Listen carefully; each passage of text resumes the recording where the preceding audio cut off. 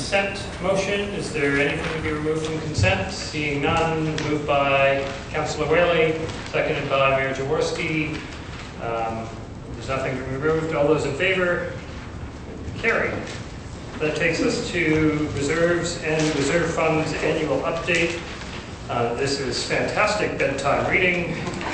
112, 13 pages, the state of everything and anything. A number of, I think, housekeeping updates here in terms of different reserve policies. Any questions, Council, for our crack finance team to respond to? Councillor Freeman? I think most of these changes were identified during the budget process, right? Because the Rim Park one, for example, was discussed at the time of the budget, I recall.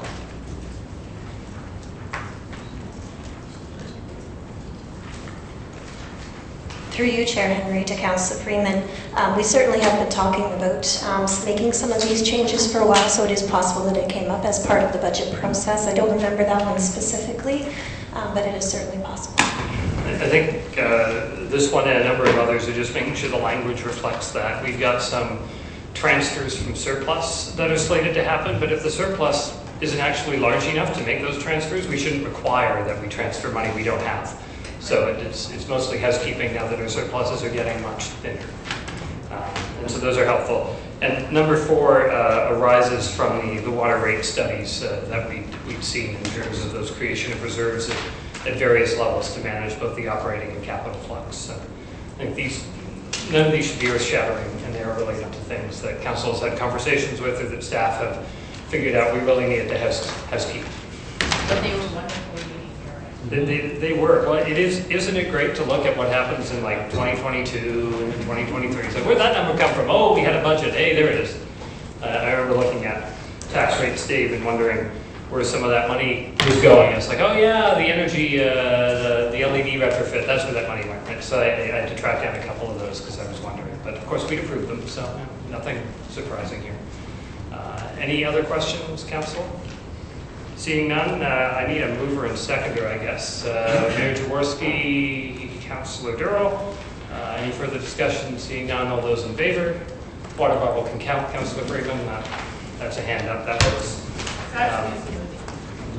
Ooh. That's really fancy stuff going on. These are great for your help. Next up, Emerald Ash Borer Management Plan implementation. This stuff is very necessary, but certainly not pleasant, I think, or enjoyable, Tim, that we have to do that. And any questions for Tim on the plan? Seeing none on the plan, I know Councillor Durrell has an idea up her sleeve. Councillor Durrell? Hi, how are you?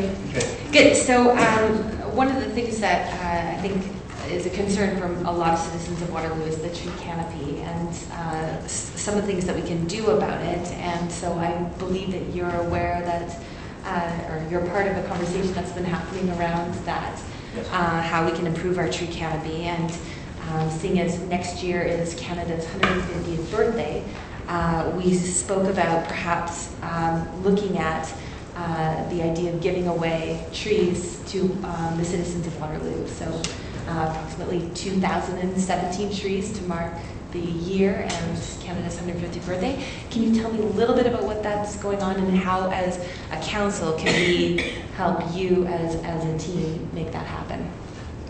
Absolutely. Through you, Chair Henry, to Councillor Durrell. Part of the opportunity we look at on the 150th with the tree giveaway is some initiatives we came up with is potentially each ward to give away 150 trees to signify the anniversary.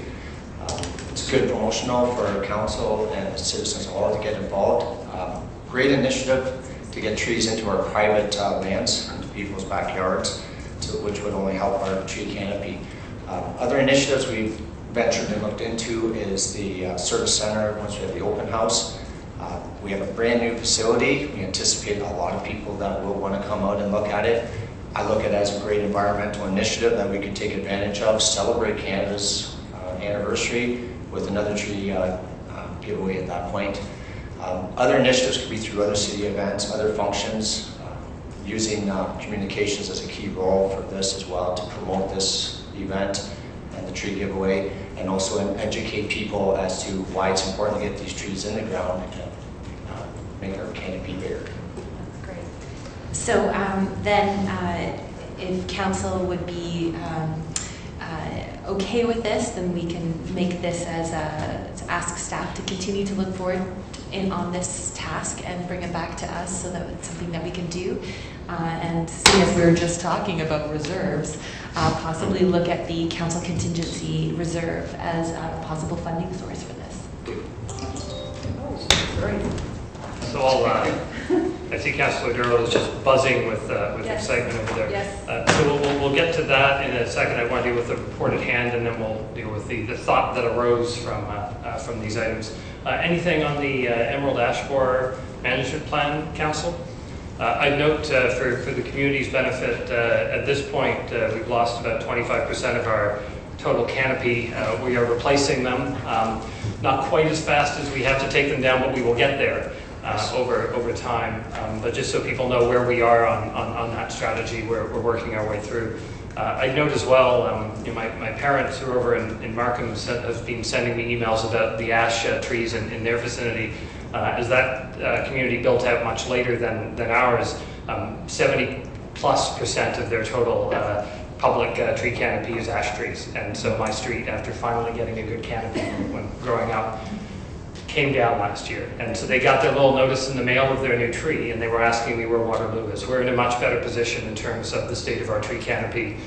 We are active on replacing it. We've got a budget, we've got a plan, and Tim's our guy to get all of this done. So we're on track. It's unfortunate, but we've got a plan in place to deal with this. So I'll look for a mover and seconder for the ash borer piece. Councillor Whaley, Councillor Durrell. All those in favor?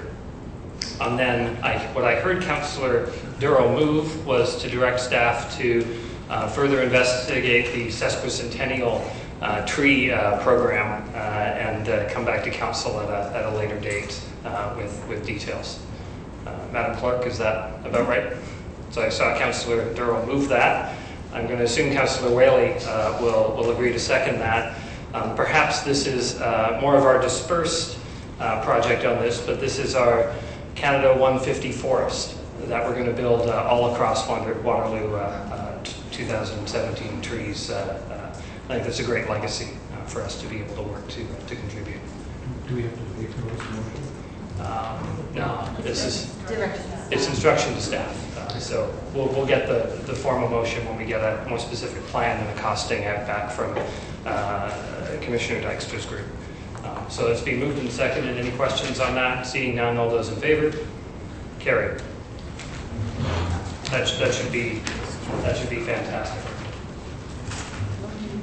Next up, we have Rim Park Ball Diamond Amenities, release of funds. We're welcoming Kevin Van Utergem to our council chambers for the first time. Welcome to the city. Welcome to chambers. We'll see if there's any grilling on this report, councillors. Questions on this item? Any comments on this item? I'll look then for a mover and seconder, perhaps Councillor Freeman. Yeah. So moved, seconded by Councillor Brooke. Certainly, I don't imagine, Sunda, that we look as attractive as we could for attracting tournaments and sports tourism with our fantastic porta potty infrastructure out there and the ball diamonds in Rim Park. And this could be very well used and very useful for us to be able to build. And I look forward to seeing the results you'll get back through public engagement and consultation on your options. So it's being moved and seconded. Any further comments, council? Seeing none, all those in favor? Carried. Council is in favor of people having reasonable places to pee while playing sports. This is really important stuff. That was a lot of information. That's the headline. That's it. That's your headline page. Just in case you're wondering, the Chronicle will try to give a different headline for something else later. Next up, we have 2017 budget confirmation. Ms. Patel has a brief presentation for us, just to reset the stage. I certainly remember being here about 7 months ago for a very long 12-hour day. So this will be much shorter than that, I hope. Ms. Patel? Yes, it should be between 5 to 7 minutes. It won't be 12 hours, please, from my end. So good afternoon, Chair Henry, Mayor Jaworski, and members of Council. I'm pleased to present a short overview of the 2017 budget confirmation that we're seeking from Council today. The Council approved the 2015 to 2018 strategic plan in the summer of 2015. The strategic plan was developed at the start of the term of Council, and we engaged over 1,200 individuals and groups as part of the public engagement process. Each service area then prepared their business plan based on the priorities that were established in the strategic plan. The business plans were presented to Council in the month of January 2016 by each service area. There was also extensive public consultation conducted with respect to the budget over the months of December and January, with over 1,000 responses received. This provided Council with feedback and input on community priorities. Thereafter, the budget was presented, and February 8, 2016 was set aside for a thorough discussion, debate, and approval of the operating and capital budget by Council. Through careful consideration and deliberation of all of these factors, Council approved the 3-year budget for 2016, 2017, and 2018.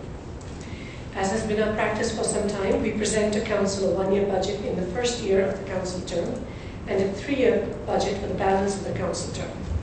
This is one of the efficiency initiatives that allows staff more time to focus on delivering services and also provides a clear direction to the community on the tax levy increases for the upcoming years. To maintain flexibility in the budget process, our policy allows us to reopen the budget if variances are material and exceed 1% of the budget.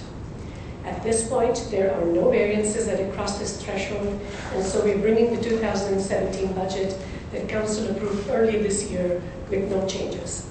We are requesting that Council confirm the 2017 budget as required by the Municipal Act. The 2017 operating budget, it reflects an investment in services relating to library, heritage, supporting growth and maintenance at parks and trails, investment in the community through increased grant funding to Sunnydale, and an increase in the funding for the fee assistance program. As noted on pages 8 and 9 of the report, about 24 million of the 62 million budgeted for capital spending relates to routine projects. These are largely road reconstruction, road resurfacing, facility refurbishment type of projects. Projects budgeted in 2017 also include those highlighted in the lower half of the screen. These will come to Council for approval through a formal corporate report.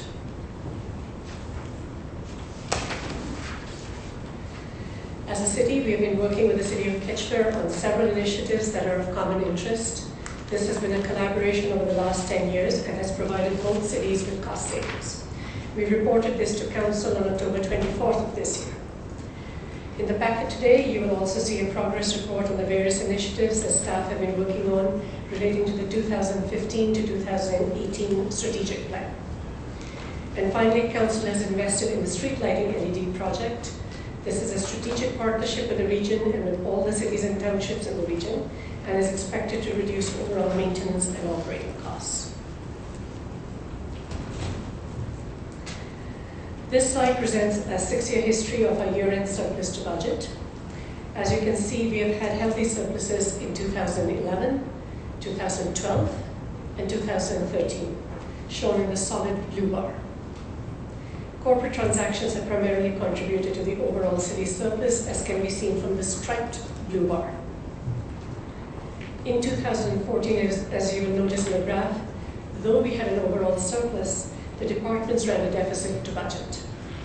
As reported to Council at that time, one of the significant contributing factors was the unexpected electricity price increase, resulting in a shortfall of about $1.1 million. In keeping the taxes at or near inflation for 2015, staff had offset these increases that far exceeded inflation with surpluses in the corporate transactions. This has kept the tax increase at or near inflation and made the budget even more tight and lean. As a result, in 2015, our overall surplus continues that lower trend. In 2016 at this time, we're not anticipating any material surplus, as was indicated in our 2016 surplus projection report that was on the agenda today. Surplus in the corporate transactions are expected to offset the departmental shortfalls that we've talked about earlier, and the budget is still very lean.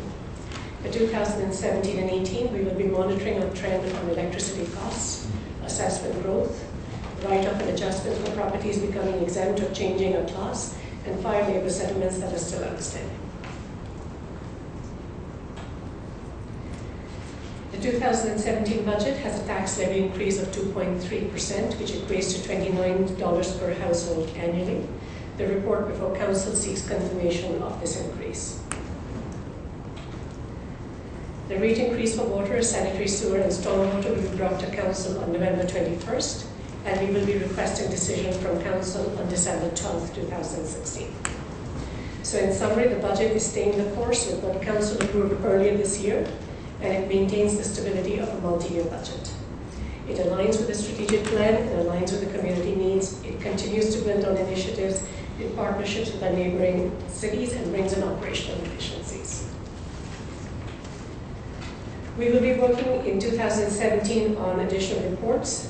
Based on Council direction, we will be bringing a report to whether we maintain, amend, or rescind the corporate policy with respect to the core consumer price index. We will also be working on the long-term financial plan that will address the impacts from the city's asset management plan, which is another report on the agenda today. So these are some of the reports that we will be bringing to Council in 2017. We have also started implementing Council's feedback on the budget process. We have created 3 simple videos to inform the community on matters relating to the budget, explaining the assessment growth, as well as how changes in market values impact individual properties.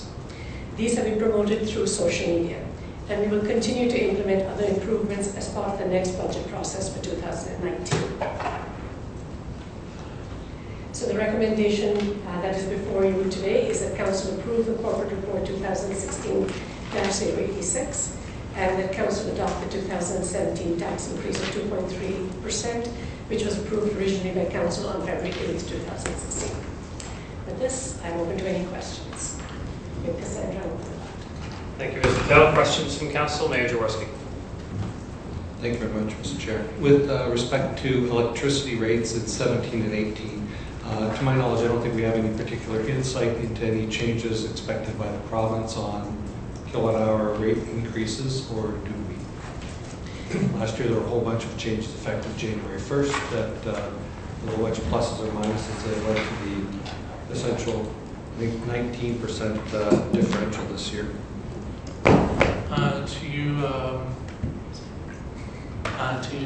Through Jaworski, through Chairman Henry. We're not aware of any changes that will really affect the city. The largest change announced was the PST rebate, but from what has been displayed on the Ontario's newsroom website, it indicates that it's more towards home buyer households and not larger businesses like the city. Okay, thank you. Residential only, not municipalities. Just from our vantage point, too bad. Other questions, comments, Council? Councillor Freeman? Through your chair, I just wanted to let Council know I will be voting against this motion. It's mainly to do with the fact that at the time we did the budget work, I still wanted us to strive to achieve the CPI. And we did go back and revisit these numbers at that time. So I just wanted to let you know why I'm voting against it before I raise my hand in opposition. Okay. Other comments? I'll look for a mover and seconder. Mayor Jaworski, seconded by. You can second something without voting for it, but Councillor Beat. Okay. We spent a significant amount of time at the early part of this year. engaging the public and with significant numbers of conversations amongst council and with staff in the community to arrive at a prudent and responsible budget that meets the needs of our city and reacts positively towards the desires of our city to make sure that we have a livable and vibrant Waterloo. We're protecting our future heritage resources by investing in heritage. Planner, we are working on making sure our parks and our trails live up to people's expectations, and we're supporting those who are far less fortunate than many of us in Sunnydale and with our fee assistance program, dollars that are absolutely needed.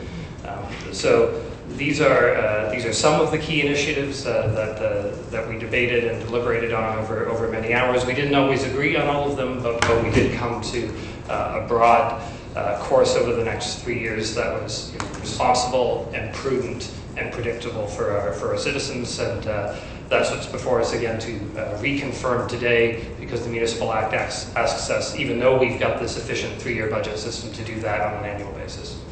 So with that, if there are no further comments, Council, it's been moved and seconded. All those in favor? All those opposed? Councillor Freeman, carried. Next up, we have the renewal of license for public purposes, Mary Johnson and Keepsway Corridor.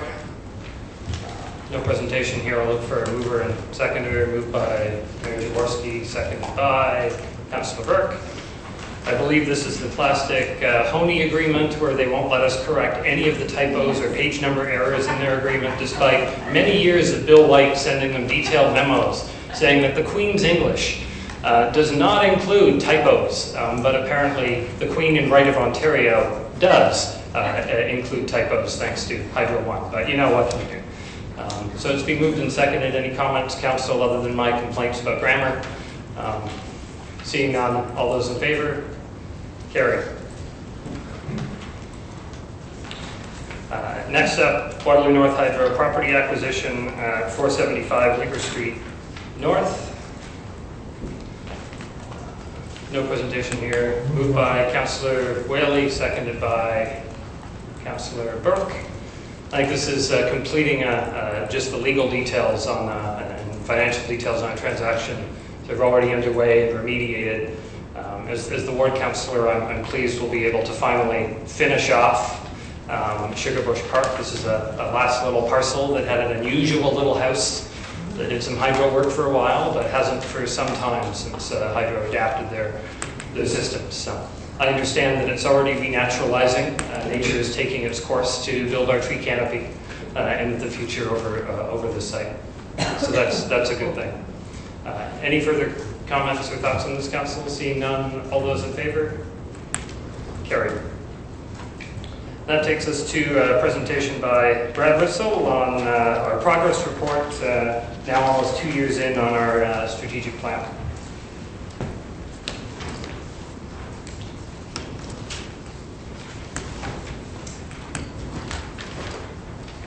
Okay, so hello, Chair Henry, Mayor Jaworski, and members of council. It is my pleasure to be here today providing an overview of the report CAO 2016-009, 2015 to 2018 Strategic Plan, 2016 Progress Report. Before highlighting some of the successes achieved to date and future areas of focus, I would first like to take this opportunity to recognize a few groups. A huge thank you to the corporate leadership team, operational leadership team, various managers and staff who contributed to the material you'll find in this report and appendix. Your valuable input in messaging all the successes achieved today is greatly appreciated. Secondly, I'd also be remiss if I didn't take this opportunity to recognize all staff and the enormous contribution that they make every day. So as noted under section 6.0 of the report, this is a very project-specific report. However, all staff, including but not limited to plow operators, building inspectors, water treatment specialists, and recreation staff, demonstrated commitment to our corporate values every day, helping drive our strategic plan forward. In terms of reporting on our strategic plan progress, so this report is the first annual update report of the strategic plan cycle, with future update reports to follow in 2017 and 2018. Additionally, each year, our communications team publishes a community yearbook highlighting the year at the City of Waterloo. So this initiative was started in 2015 and will continue with the 2016 version targeted for release in January 2017. For the 2016 version, a slight change will be made to the yearbook format, just adding a link to the highlight, tying it back to the strategic plan. And finally, our strategic plan webpage has been updated with a copy of today's report and will also house all versions of the community yearbook and annual update report. So now I will quickly touch on a few project initiatives under each of the strategic priority areas. So these highlights are only a sample of the items in the report, and more can be found in the report in the appendix. So under multimodal transportation highlights, in 2016, the city's ongoing investment in our active transportation network, such as the Trans-Canada Trail improvements, has generated beneficial results. The Active Waterloo group reached its lofty goal of over 1 million active trips, and some of these can be shown on the collage on the screen. This also was one of our most successful engagement campaigns with over 60,000 views, and just shows to serve the importance of active living in our community. Additionally, the LRT station areas are starting to take shape, with staff planning to bring forward a proposed final stationary plan in early 2017. So under infrastructure renewal highlights, in 2016, energy efficiency upgrades were completed at various city facilities, including the Rim Park Manulife Financial Sportsplex and Healthy Living Center. RFT 16-01, the Glen Ridge Drive reconstruction, is now substantially complete, and this project includes an asset management component of replacing our aging infrastructure, as well as advocating for additional levels, senior level of government support for infrastructure, as this project was partially funded by the Ontario Community Improvement Fund. And lastly, on the infrastructure renewal front, the development of a long-term financial plan in 2017 will provide council with a holistic view of infrastructure funding options available to assist with the ongoing implementation of the asset management plan. And you'll hear much more about that topic later on today as part of the report IPPW 2016-099. So under strong community highlights, developing a neighborhood strategy continues to be an area of focus. Work is well underway in terms of defining the city's role in supporting neighborhoods, including the resources and tools the city can provide to facilitate growth of empowered, connected, and vibrant neighborhoods. 100 residents were recently recruited to sit on a resident panel, which will help guide this project forward. The creation of the free, inclusive training park at Bluevale Collegiate Institute through a partnership with Bluevale Collegiate and the City of Waterloo is a great example of supporting community well-being through opportunities for active living. Recently, Council approved the Northdale Streetscape Master Plan in Class EA. This master plan will be used by staff and developers to prioritize, design, and schedule the reconstruction of the municipal underground and surface infrastructure in Northdale, and is proposing the first ever Werner Street and Waterloo on Larch Street. And lastly, on strong community, volunteer services made numerous improvements to how they engage and interact with volunteers and have seen very positive results. This is also a good opportunity for us to once again thank our over 6,000 direct and affiliated volunteers who are the roots of a strong Waterloo. Under environmental leadership highlights, in 2016, Council approved funding for the LED street lighting changeout project. This region-led RFT is scheduled to be awarded at Regional Council on November 30th and will result in an estimated energy and maintenance savings for the City of Waterloo of approximately $420,000 per year once fully implemented. Integrating environmental leadership can be seen through our Green Municipal Fund candidate project, the Pond 53 Retrofit and Beneficial Reuse Study, which is currently in the design stage. This reuse study will determine the feasibility of alternative sediment disposal options and could lead to significant disposal cost savings for future pond and lake cleanout projects, while also reducing landfill contributions. So next is corporate excellence highlights. Waterloo's own Pickup Hub is a prime example of establishing user-friendly channels for increased public participation. To date, the application has been extremely successful, most notably on the adult soccer front, and leisure and active living staff continue to look for opportunities to expand this platform, and I believe have just recently launched it under adult pickup basketball. Equipping employees with the tools to succeed demonstrates the city's ongoing commitment to service excellence. Municipal Enforcement's license plate recognition vehicle is to be activated in the coming months, and will do just that through the use of a camera-based parking control system. This technology will assist with maximizing parking availability, reduce the potential for erroneous tickets, and increase staff safety and efficiency. Utilizing a comprehensive public communication strategy to maximize our reach continues to be another area of focus. Recent highlights include over 3,400 engaged Waterloo visits, over 40,000 Twitter followers, and the continued use of our website, including informational videos such as the 3 budget videos that Keshra noted earlier today. Under economic development highlights, the City of Waterloo ranked 10th on the Money Census 2016 Canada's Best Places to Live ranking. In particular, Waterloo finished in the top 25th percentile under the categories of low unemployment, high incomes, population growth, easy to walk, bike, or take transit, and strong arts and sports community. Positive media attention such as this continue to market Waterloo as a location of choice. On the sports tourism front, the Ontario Volleyball Championships for 2017 and 2018 have been secured and will be held at Rim Park. The 2015 and 2016 championships were previously successfully held at Rim Park as well. And the Regional Sports Tourism Office bid for the 2021 Canada Games on behalf of the local partners, including the City of Waterloo. They successfully moved on to the short list of bidding communities, with the final announcement expected in March of 2017. The city also continues to look for ways to support the creation of affordable space for early stage companies, and Council approved a 3-year investment earlier this year, assisting with the creation of the Communitech Data Hub in Uptown Waterloo. And finally, on economic development, the city is committed to economic and employment growth.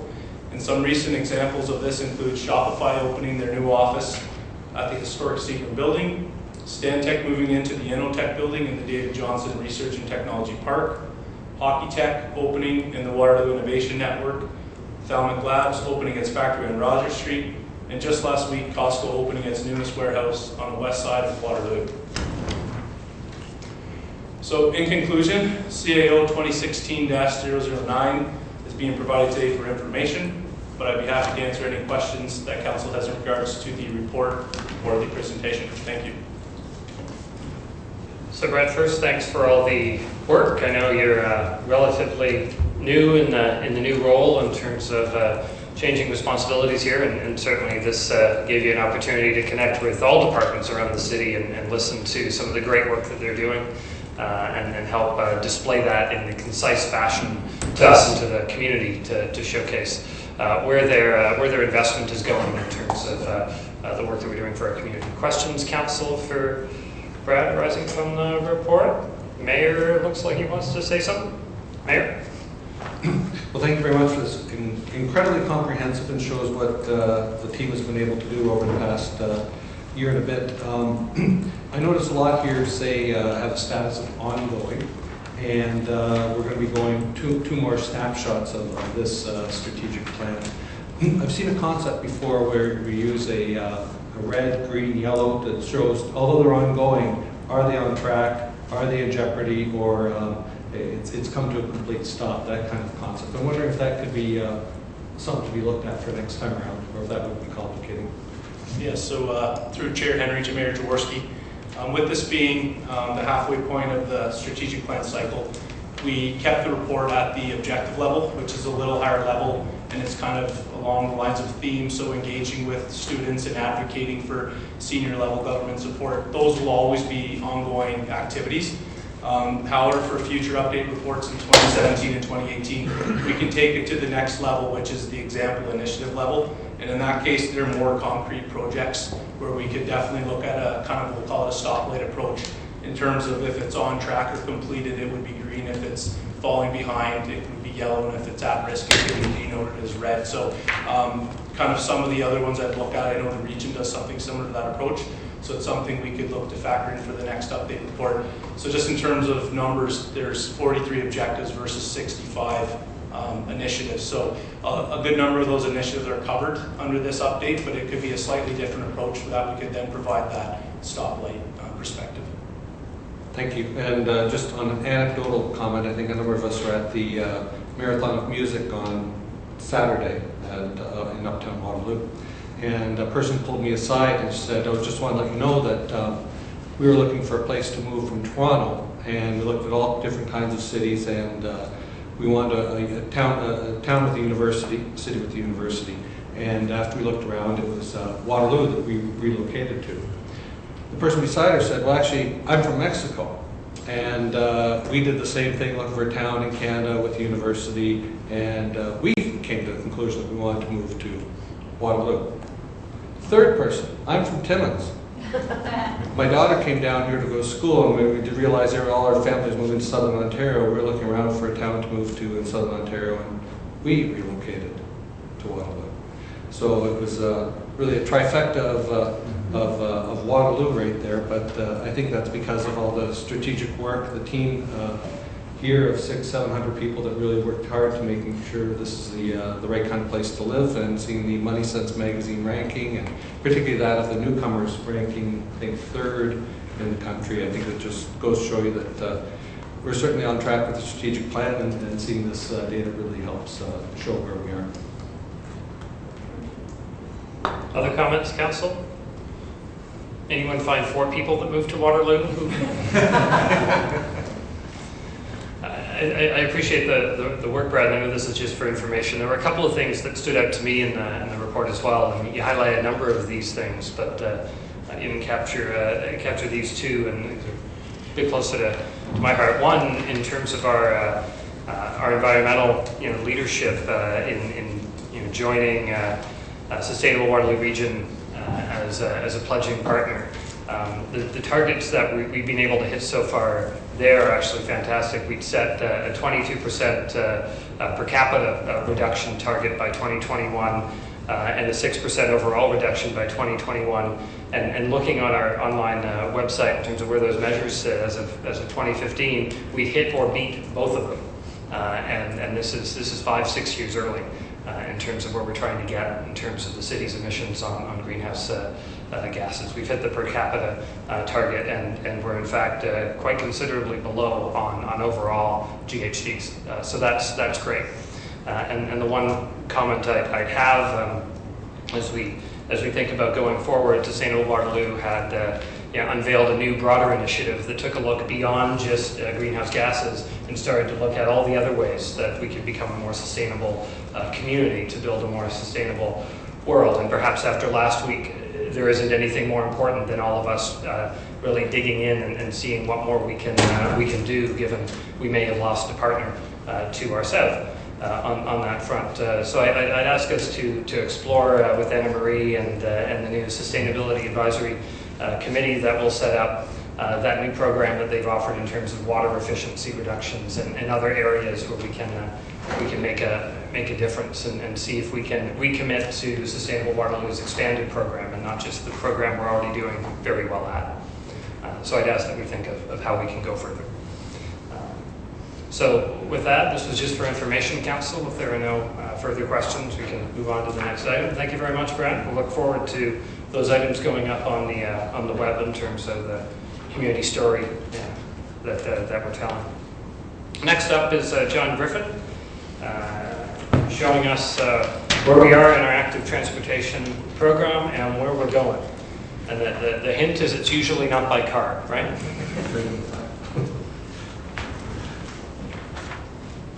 Good afternoon, Chair Henry, members of council.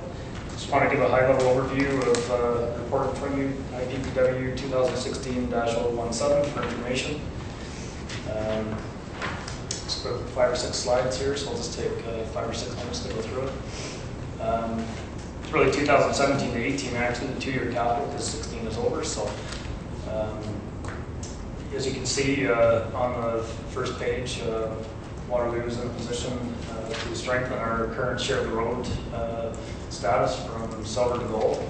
So we are actively taking key steps to understand what that means and fulfill those key initiatives to obtain that designation.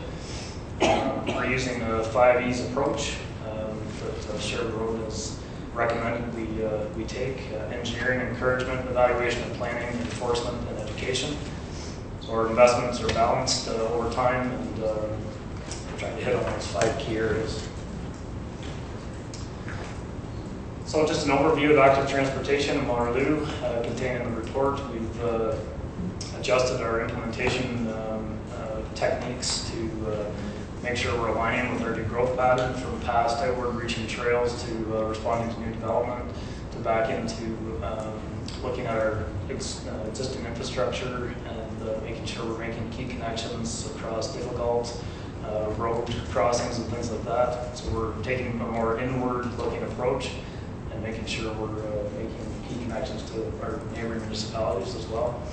Again, the 5 E's approach, and working with our municipal partners, as you can see in the bottom right hand corner of your screen. The Trans-Canada Trail ties all our municipal partners together: Kitchener, Cambridge, all the townships, and Waterloo. And so that's been a really key piece of linear infrastructure to start having those discussions and trying to get all the committees onto the same page to prioritize the Trans-Canada Trail, certainly in advance of the 150th anniversary, to see if we can make sure it's connected up and improved over time. We are focusing on connectivity as a very high priority, connectivity and safety along a high priority network made up of culturally and geographically significant routes.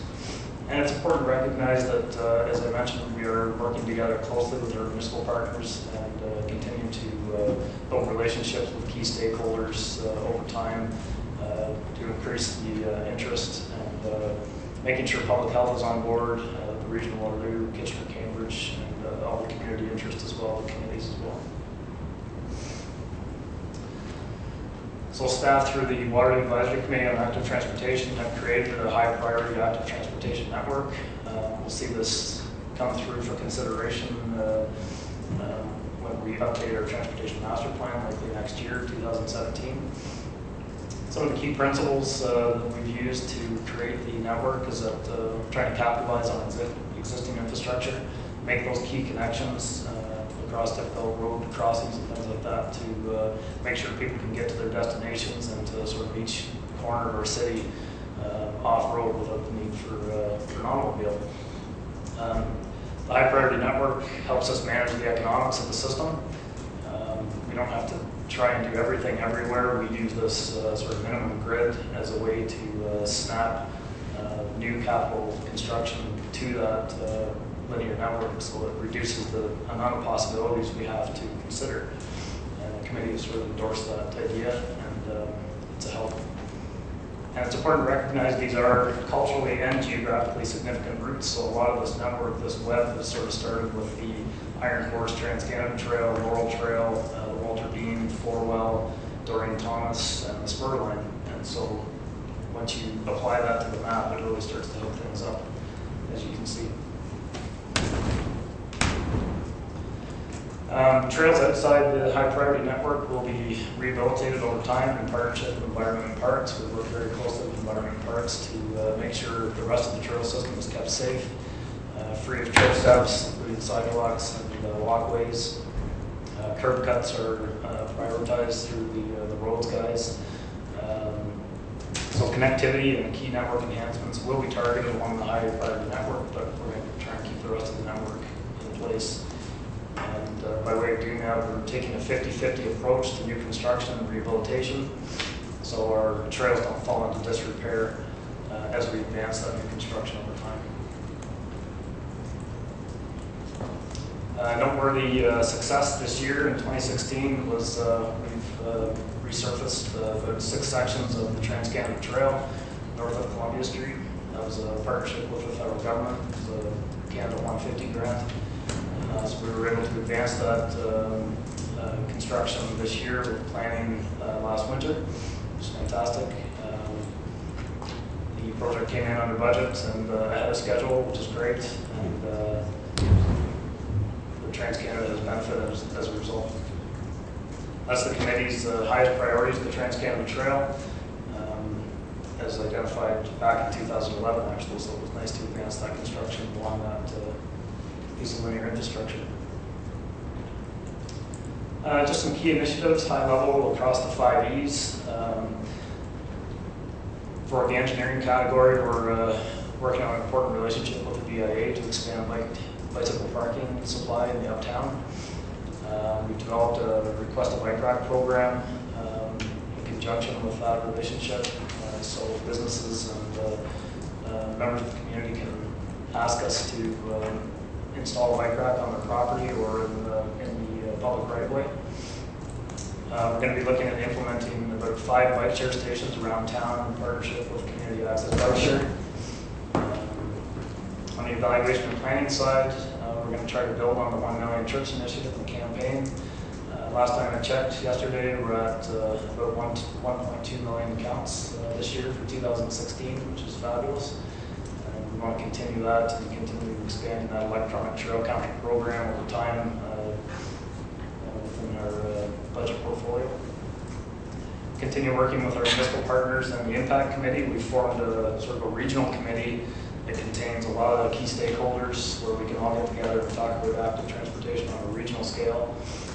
Members of that committee include CAA, the Province of Ontario, Waterloo Regional Police, Public Health, Cambridge, Kitchener, Waterloo, and all the townships. So it's quite a populous committee. It's great to have those discussions, and a lot of community members recognize that we've started it to come in to talk to us as sort of a touch point, as a starting point. On the education front, we're going to continue partnering with Cycling into the Future to teach grade 5 children how to ride the bike. That's a partnership with Philip Martin, retired teacher. So to date, we're doing about 600 or 700 kids every year, which is fantastic. And so by the end of 2018, we're forecasting to have about 1,490 kids taught in grade 5. That's great news. Planning collaborations and further relationship building with Waterloo Regional Police. We've had many great discussions with them. I'd like to continue to build that relationship and make sure we can partner on things over time, because we're both have an interest in expanding active transportation. And want to continue handing out reflective vests, lights, and bells and maps at the special events, the Jazz Festival, Bike Ballet, open streets, and things like that over time. So very low cost for high community benefit. So this is just a quick map, an overview of the 17 to 18 capital program. We've got some more wayfinding signage, some more signed bike routes planned. We're going to try and replace all the signage around Waterloo Trail. They've all fallen, they've all faded, and they're not meaningful anymore, so we're going to try and replace all those in conjunction with the Lexington Street buffered bike lanes. We really see Lexington Street from the interior, from the Waterloo out to University Ave as that key Walter Bean Trail connector. On road, but it still connects people to that trail system, which is great. As I said, more signed bike routes, some trail rehabilitation. We've got trail rehabilitation mixed in there, and we're looking to start a feasibility study for the Market Trail to connect people from West Grand Way LRT station up to the St. Jacobs Market. It's going to take some time to get rolling, but it's kind of using the same model as the Spurline Trail. So we start with the feasibility study, get interested stakeholders on board, including the regional Waterloo, and move through that process to see what it looks like to how we can build a trail up there. And that's we've touched on everything at a high level. So we're trying to strike a balance and trying to hit as many strategic initiatives and council strategic plans as possible. If you have any questions, please feel free to ask. Thank you very much, John. I think this is a great slide to leave it on as well, as that really shows the work plan for the next 2 years. And I don't think we can highlight enough just the critical and important potential of that Market Trail feasibility study. And and the Spurline Trail, you highlighting that as a model for how you get to achieve big things. This is one of those, right? There was a project that stopped and started a few times, got all the pieces lined up, and then when funding showed up, it was ready to go.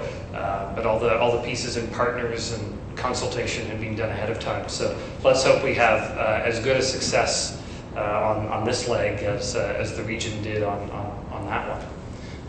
Comments, Council? Councillor Whaley, then Councillor Beath. We just love when you come and talk about bikes and bike trails. It's something that we see you doing really well at the city. Thank you for you and Bill for your great leadership.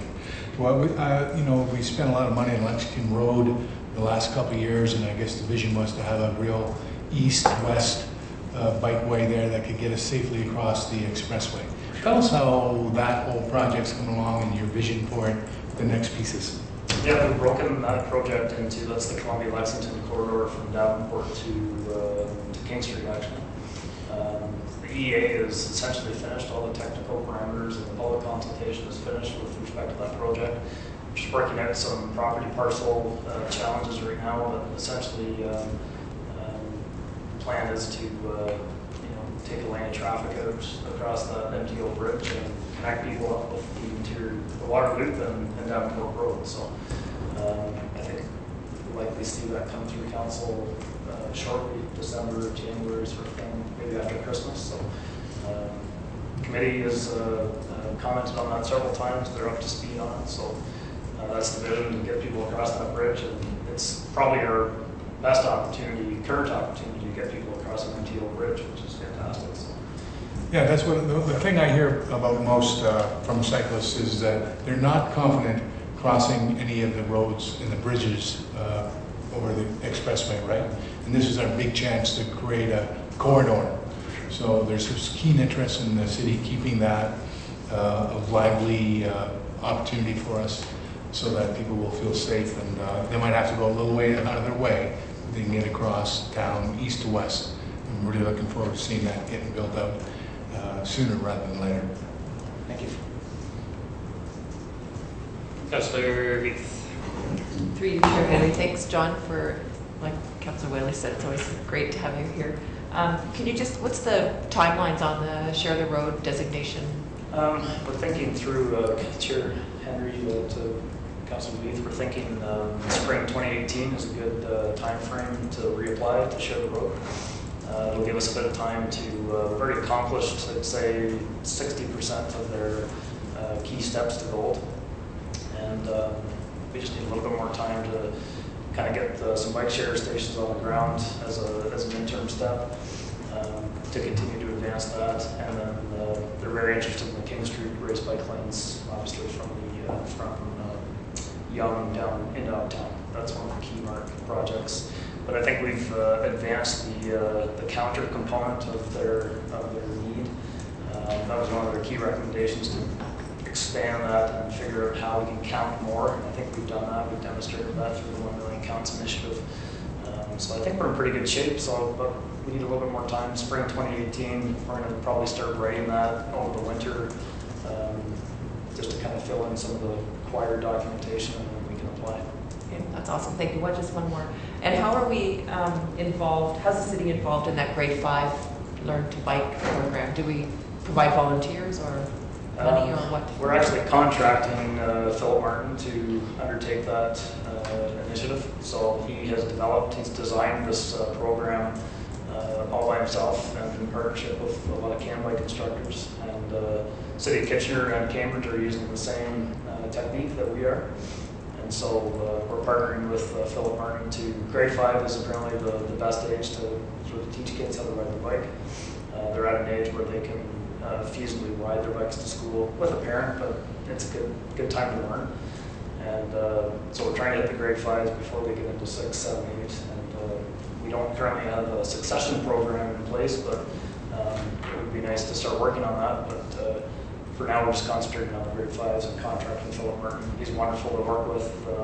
Again, it's another low-cost initiative for really high community benefit. Thank you.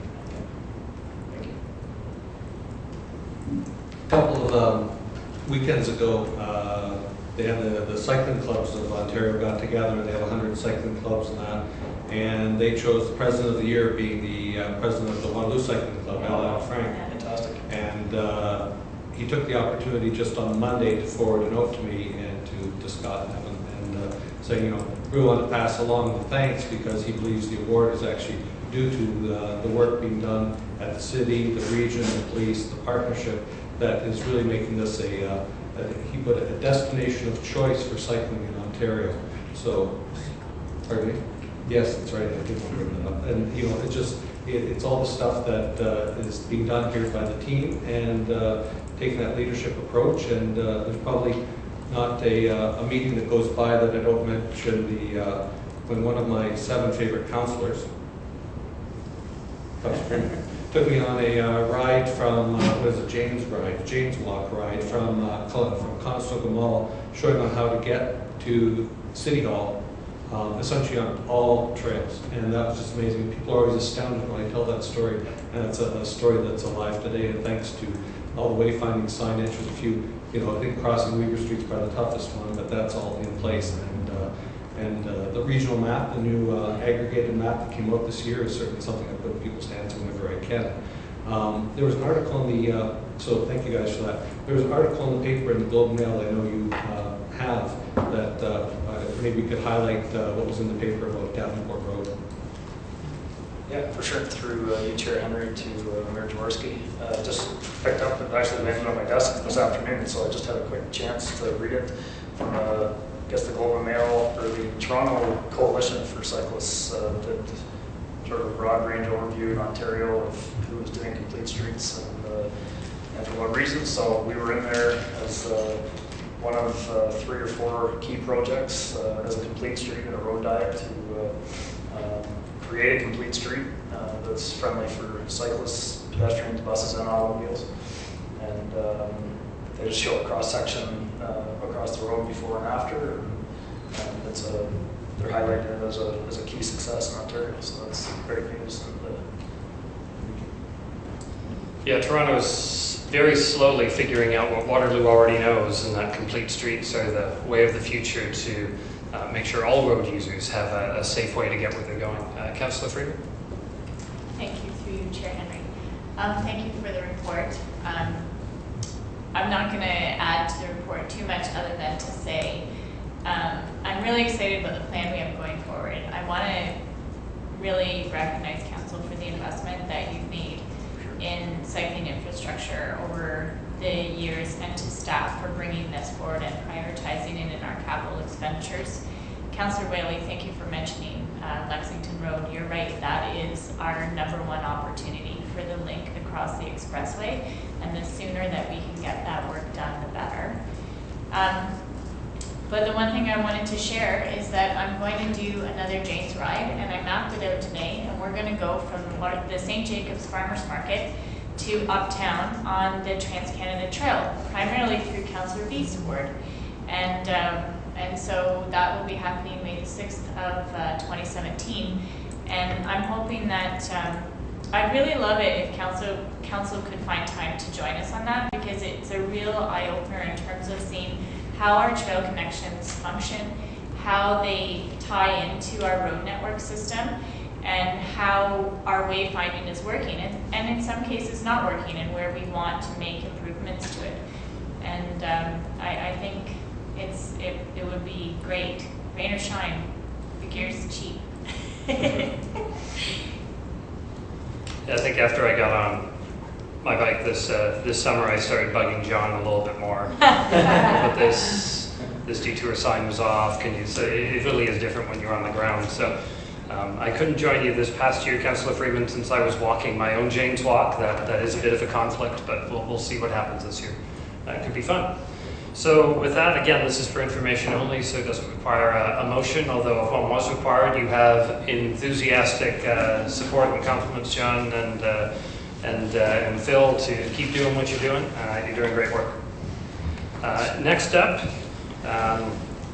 see, I commented about bedtime reading before. This is really good reading. This might take you more than one bedtime to get through our corporate asset management report. I see we've got a team coming up, so I'll let you sort yourselves out for who talks about what when.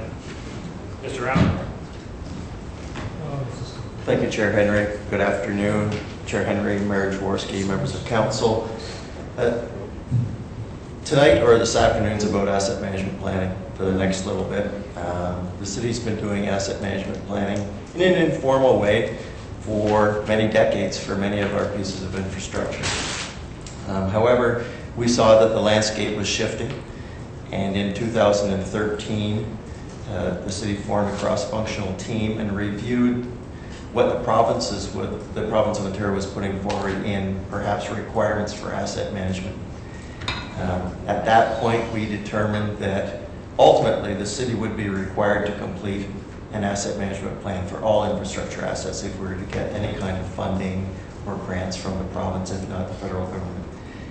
In 2014, Mr. Garibaldi and CMT developed a framework for the completion of a comprehensive asset management plan, so that went broader. It wasn't just looking at some of our linear assets that we've been doing for a while. And over the last 2 years, we've worked with the project steering committee, which is made up of CMT, the finance chair, Councillor Henry, the project manager, the project team, which is made up of about 9 directors and managers from across the city, as well as over 30 subject matter experts within the city and their support staff. And of course, we brought in GM Blue Plan to help us with all of our staff resources to create the 2016 Asset Management Plan. Tonight, we present to you for approval the 2016 Comprehensive Asset Management Plan for the city, and also request ongoing staffing and funding to support, to implement and refine this new tool that we've developed. With this, for that brief introduction, I would like to turn over the presentation to 2 of the key project team members, Mr. Milos Pasavliak and Ms. Cassandra Pacey, who are standing at the podium right now, and they'll be able to provide some additional information for council and about the approvals being sought tonight from council, or this afternoon. Thank you. Thank you, and thank you for having us here this afternoon. I will do the first part of the presentation, and then I will hand it over to Ms. Pacey.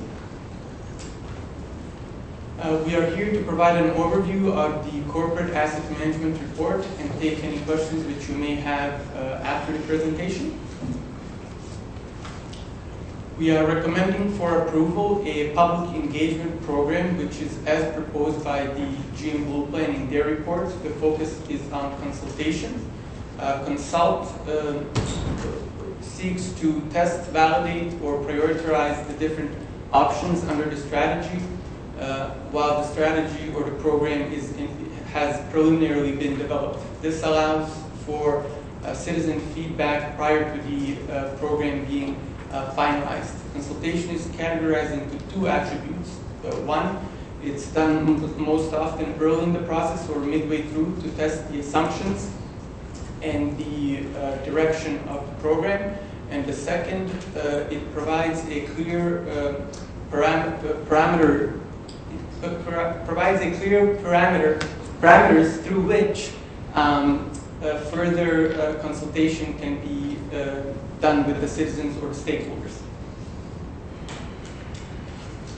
We are recommending for approval an asset management policy. It is a policy which is consistent with our existing strategic plan and our budgeting processes. It recommends right now that the plan be updated every 4 years. With this frequency, the plan would be updated within the same 3 years that the 3-year budget approvals would be occurring. Staff are aware that the province is in the works of creating municipal asset management legislation, and this policy is proactive in encompassing some of the key factors which are anticipated to be approved in the legislation. We are recommending that an asset management strategy be developed in 2017. Some of the key factors that we see should be incorporated into the strategy is the prioritization of needs as well as decisions based on evidence which can be illustrated through our Waterloo asset management system. And of course, we're also looking to have consistency in the asset management performance measures and activities across the whole organization.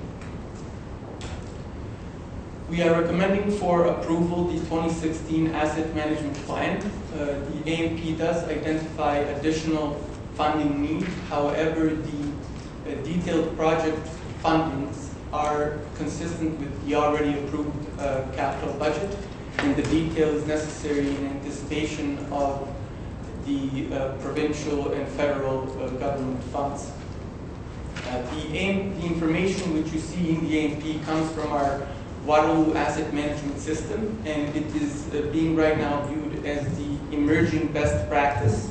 And staff, along with our consultant GM Blue Plan, who is have been invited to the Municipal Engineers Association of Ontario to present later on in this month to present our methodology. It is also important to note that the City of Waterloo manages $1.6 billion of infrastructure, and that our asset management activities are above average when compared to other municipalities. AMO is seeking support for a resolution that they will be bringing to the province, and that item will be tabled in front of council after this item. We are requesting approval for the 2016 to 2018 project funding. Currently, the source of funding is the gas tax fund, which cannot be used for the support of staff. So we're recommending a set of strategies to swap the gas tax funding with the Capital Infrastructure Reinvestment Reserve Fund. Okay, so let's recap the needs which were identified by the AMP. All of the enterprise-supported infrastructure, other than the water and stormwater, have adequate funding to meet the infrastructure need. The storm water and the water, the AMP identified that an additional $3 million is needed in order to meet the infrastructure need. And this is according to the best information that we have right now, and as we collect more information, this may or may not change. For all of the other infrastructure, which is tax-based, the AMP has identified an additional need for 14 to 17 million annually. Now, these are large numbers. However, it helps to put it into the context of our already approved 2016 capital and operating budgets, which are almost 240 million. Some of the ways in which we see the potential raising of funds. So ultimately, the long-term financial plan will look at strategies which include an infrastructure levy, taxes, user fees, grants, debt, and possibly the redirection of the Waterloo North Hydro Reinvestment Fund.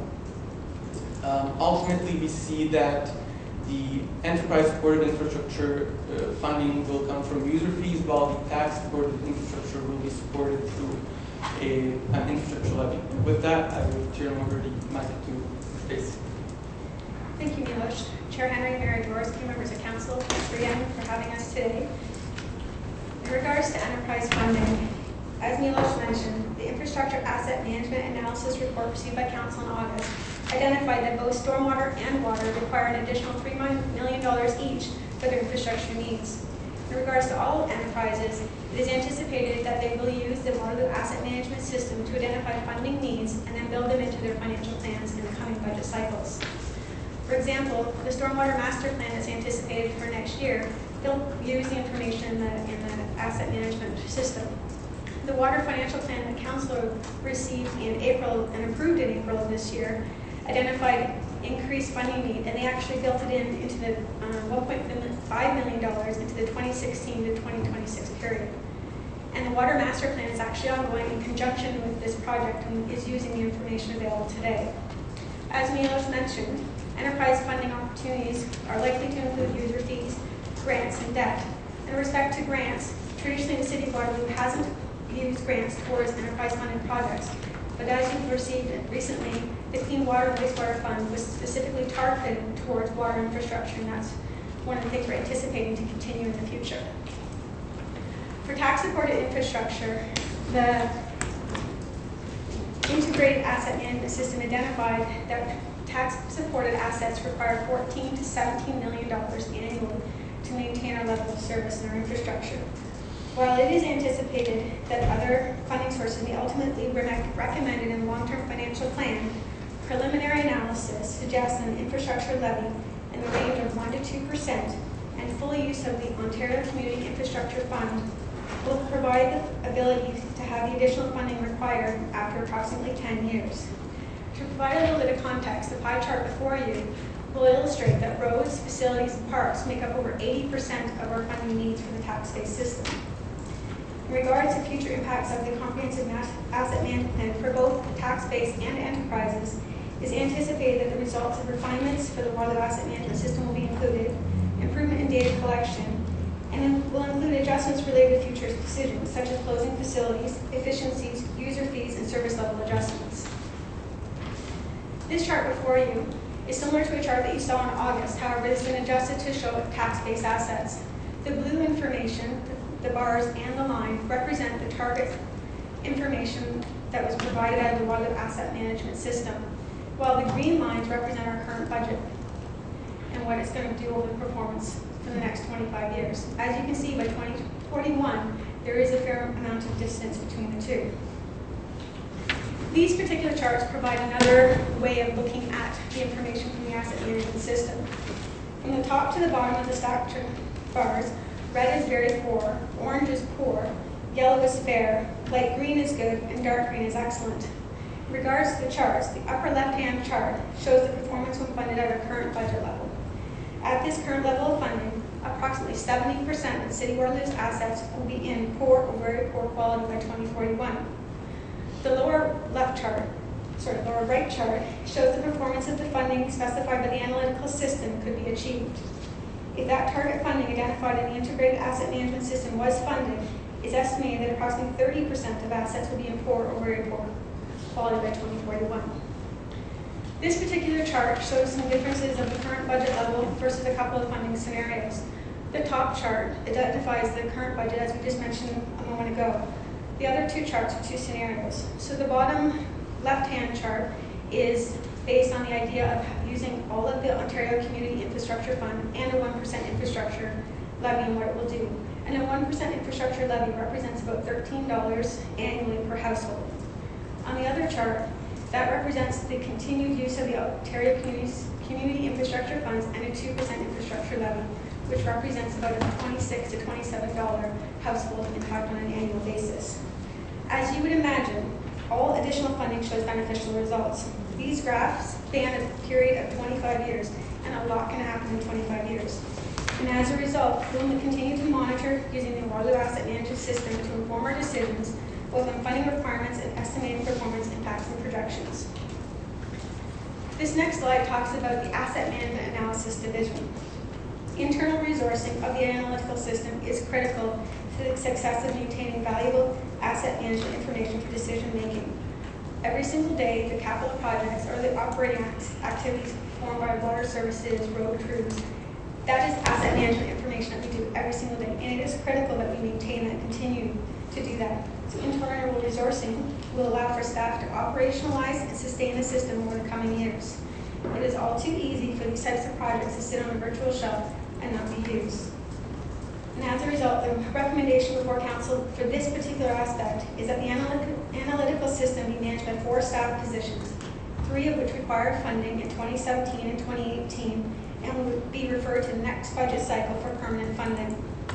The annual operating impact of these 3 new positions is $330,000 for both 2017 and 2018, and is proposed to be funded through the Corporate Asset Management Plan project funding, as well as through unbudgeted funding before Council tonight from the Capital Reserve Fund and the Ontario Community Infrastructure Fund.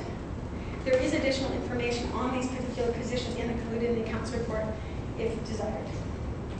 And at this point, we're all here and available to answer any questions you might have.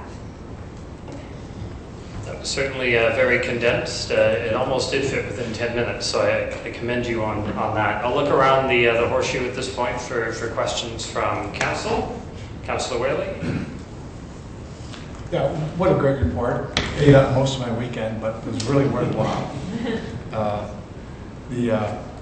guess the bottom line for me is that we're going to have this enriched information, probably kind of leading the province in terms of asset management plan. But it doesn't mean a darn thing if we don't stop it, right? You better say right, because you're nodding heads. You got to have somebody on record to say right. Through you, Chair Henry, Councillor Whaley, you're very correct. We need to operationalize the system through the staffing. Yes is easier to say than Yes. big words like operationalize. I got through sesquicentennial earlier, and I feel pretty good about that. Other comments or questions from Council? Mayor? I can just add to that. This morning I had the opportunity to participate on an infrastructure panel in Toronto, and as you probably heard in the news, Prime Minister was there talking to various people who have billions of dollars, so pension funds and stuff like that. So you can meet with the private sector in terms of getting their money to, in addition to the billions of dollars or tens of billions of dollars that the federal government is funding. And just before me in the panel was Premier Wynne.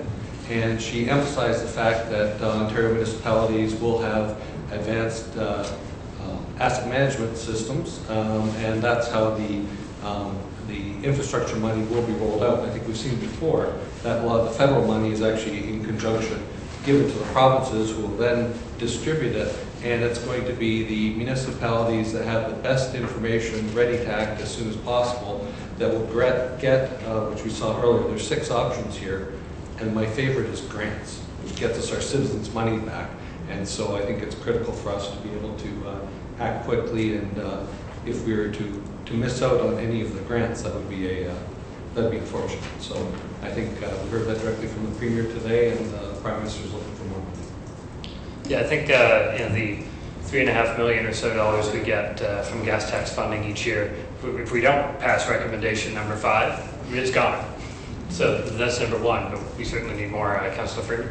And that messaging is entirely consistent with what the government has been saying for the past 10 years.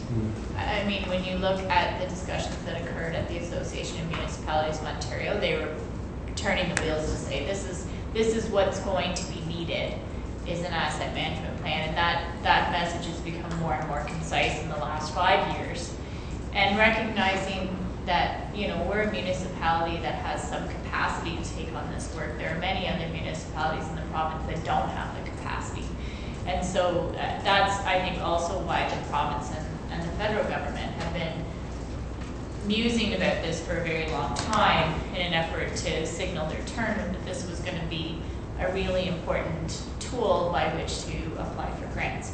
And fair enough, because the intention of this grant money is to put the money where it's needed the most, and trying to figure out how to make those decisions is becoming increasingly difficult as the amount of money is shrinking. And we see that here in Waterloo as well.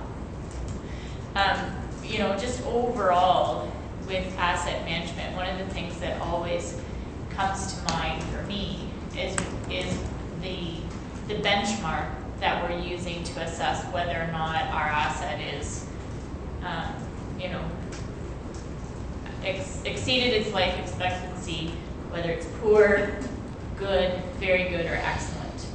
And that to me is the threshold that we're going to have to continue to explore with the broader citizenry, because we can't necessarily afford to keep everything at the excellent place, but there might be this excellent balance point where we maintain all our assets in good condition. We don't let them get too poor, and then it really is like reshingling your roof, because you've extended that asset. And we've certainly started thinking differently about that in the last few years when we resurfaced roads, and like Lexington between Davenport and University Avenue, while it appeared to be a huge investment, what it really was in some regard a reshingling, and we were able to reuse the base. So those kinds of conversations and how that will come out in this asset management tool, I think are really important. And we might indeed find ourselves actually deferring, some roads that are in poor condition, because we can actually rescue more by allocating that money somewhere else. So I appreciate the work that's gone into this and the amount of work that will continue to go into this, because it is a work in progress. And it's a tool, and that's all it is, so we'll have to keep that in context as well. But thank you. I think there's certainly a great opportunity in the public engagement strategy, which speaks to some of that. Right? When you've got a gap between your needs and your funding levels, there are really two ways to close it. Right. One is additional funding, and the other is a lower expectation on the service. And in reality, it will be a combination of both, because a pure option is not going to be viable for stakeholders or the public in either way. So we'll have to figure that out, and the public engagement strategy really will set us, I think, a good baseline for that conversation in 2017, so council can start making good decisions, but then as a regular tool that we continually go back to the public. And I think what struck me in looking at our comparators that our consultants helped us look through was nobody really does this engage the public on service levels of infrastructure. Nobody really does it, which is hard to believe that nobody would do that given the dollars involved. But we're going to do it here, right? Because that's what people in Waterloo expect. And so we're gonna make that happen here. Councillor Burke?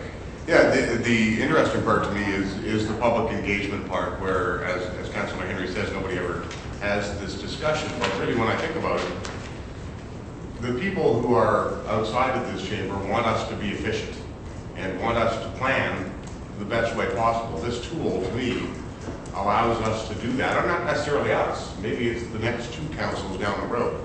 They have the opportunity to plan efficiently, hopefully set aside what they need to reach that balance that Councillor Freeman talked about between excellent and needing repair. And it's the kind of planning that people often complain that municipalities don't do. So it makes absolute perfect sense, and it's going to cost a little bit of money.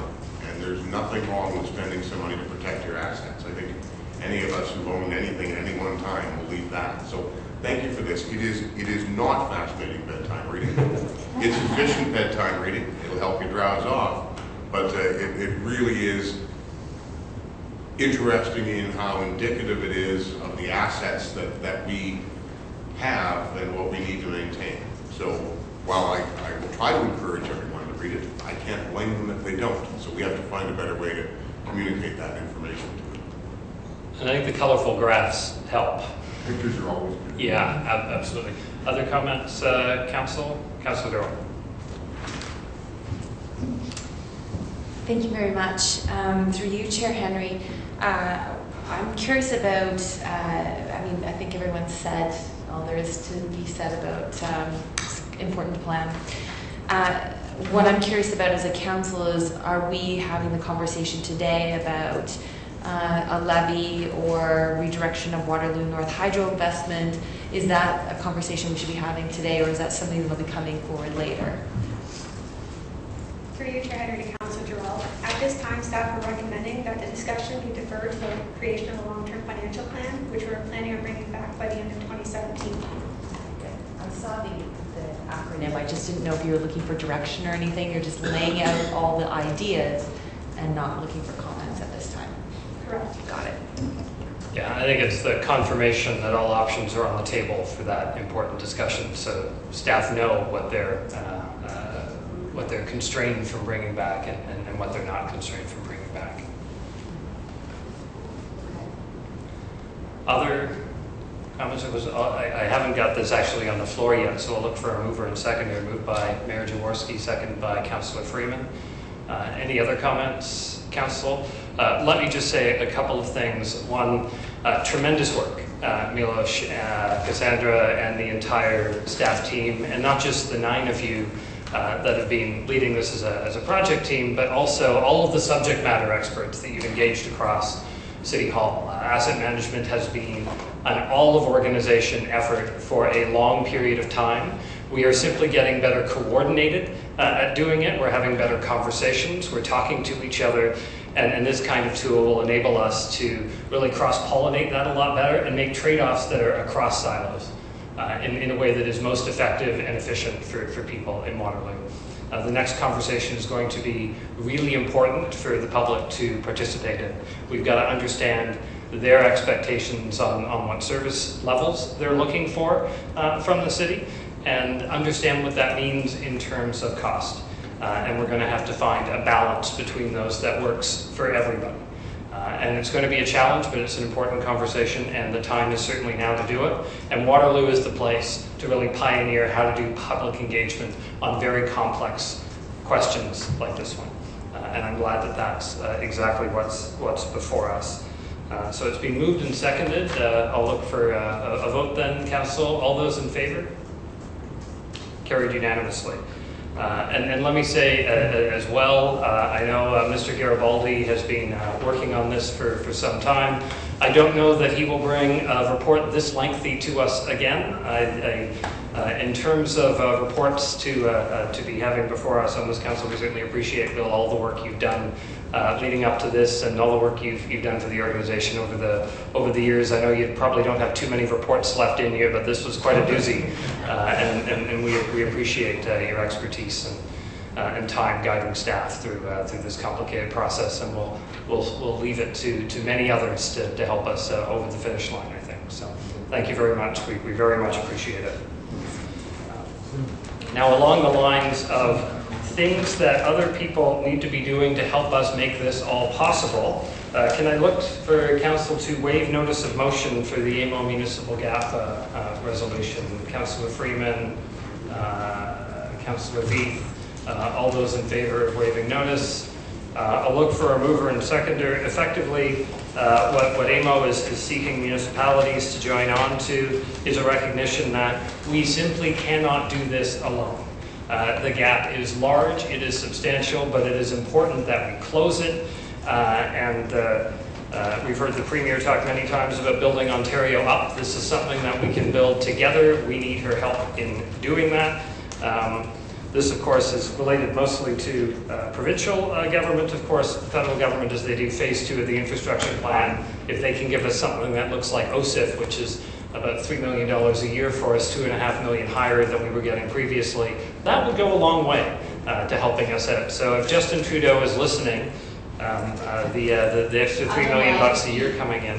I understand he's on his way to Cuba after he's done that. So maybe he's gotten bored of the Castros and he wants to tune into Waterloo City Council.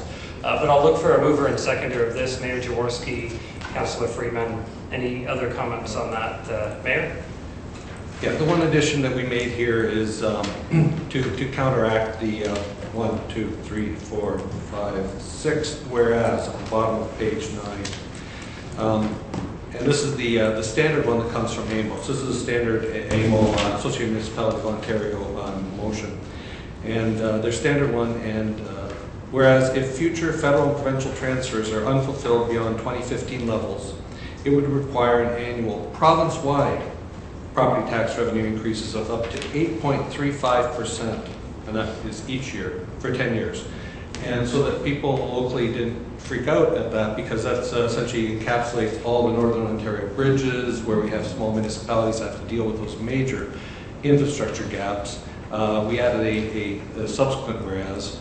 The City of Waterloo continues to endeavor to strike a balance between affordability and addressing local infrastructure needs. If future federal and provincial transfers remain at 2015 level, it is anticipated the city will require the equivalent of an annual 2% property tax revenue increase, which you saw in the most recent presentation, for 10 years to meet our target maintenance levels for our $1.6 billion in infrastructure assets. So we wanted to have the local context put into there as well, but still maintain the integrity of the AMO motion. Thank you for the detail, and local context is, I think, always helpful for people to understand. So it's been moved and seconded. It's on the floor. No further comments. All those in favor? Carried.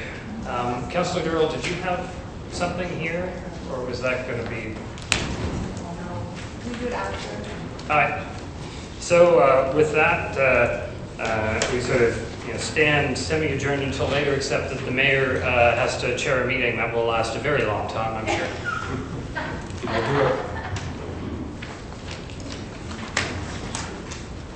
Do we have to do the question meeting? Oh, sorry, I got all excited there. I thought you were talking about today's meeting. This is a special council meeting Monday, November 14th, 2016. Disclosure of pecuniary interest in general nature thereof. Seeing none, I'll ask for a notice or a motion for the enactment of bylaws. Councilor Freeman, Councilor Burke. Any questions, concerns? Anything else? All those in favor? That's unanimous. Motion to adjourn. Special meeting, Councilor Whaley, Councilor Durrell. All those in favor? Thank you, Councilor Whaley. Thank you. Unanimous. Awesome. It was a tough meeting. See you at 6:30.